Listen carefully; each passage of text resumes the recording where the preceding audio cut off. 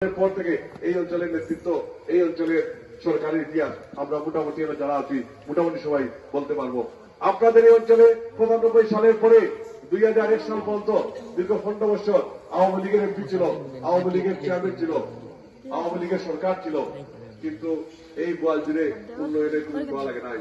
সেই ১৫ বছর যারা আছেন ৯৫ সাল থেকে ২০০০ সাল এবং আপনারা যারা মুরব্বিয়ান রয়েছেন তারাই বলতে পারবেন, ইলিয়াস আলী এই অঞ্চলে এমপি নির্বাচিত হওয়ার আগ পর্যন্ত এই অঞ্চলে কিন্তু আওয়ামী লীগের চেয়ারম্যান ছিল, আওয়ামী লীগের উপজেলার চেয়ারম্যান ছিল, আওয়ামী লীগের এমপি ছিল, সবকিছু ছিল আওয়ামী লীগের, কিন্তু এই বোয়ালজুড়ে কোনো উন্নয়নের ছোঁয়া লাগে নাই।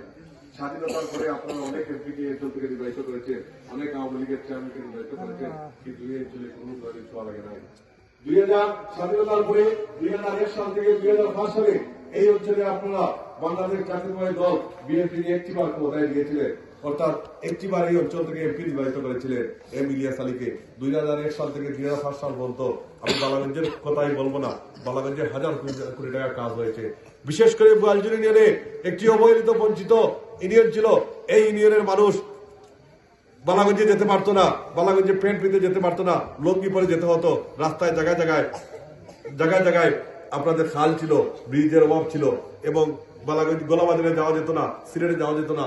এই অঞ্চলের মানুষ আমরা ঠিক মতো সব জায়গায় আমরা রোডে গিয়ে বালাগঞ্জ থেকে ফিরতাম, কারণ আমরা আমাদের যোগাযোগ ব্যবস্থা বিচ্ছিন্ন ছিল।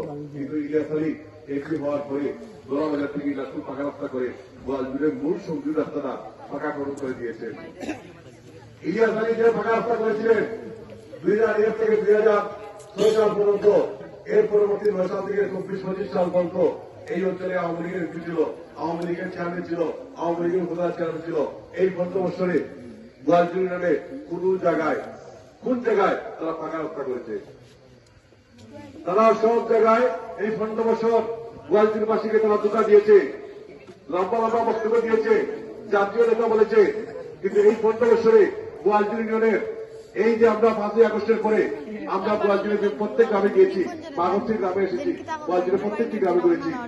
একমাত্র এই ফাঁকা রাস্তা গোলা হয়েছে, ফাঁকা রাস্তা ছাড়া বোয়ালজুড়ির প্রত্যেকটি গ্রামের রাস্তার মধ্যে হাটুমিয়া পেন যে কাতার কারণে কোন গ্রামে ঢোকা যায় না। তাইলে এই ১৫টা বছর যে আওয়ামী লীগের এমপিকে আপনারা ভোট দিলেন, আওয়ামী লীগের উপজেলা চেয়ারম্যানকে ভোট দিলেন, আওয়ামী লীগের ইউনিয়ন চেয়ারম্যানকে ভোট দিলেন, বড় বড় নেতা মামলেন, এই ১৫ বছরের তো পাকা রাস্তা ইলিয়াস আলীর পাকা রাস্তা থেকে একটি রাস্তা পাকা সংযুক্ত করতে পারে নাই। পাকা রাস্তা থেকে কোন গ্রামের একটি রাস্তাই এই ১৫ বছরে সংযুক্ত হয় নাই। যদি তারা একটি রাস্তা করতো, যেভাবে তারা লম্বা বক্তব্য দিয়েছিল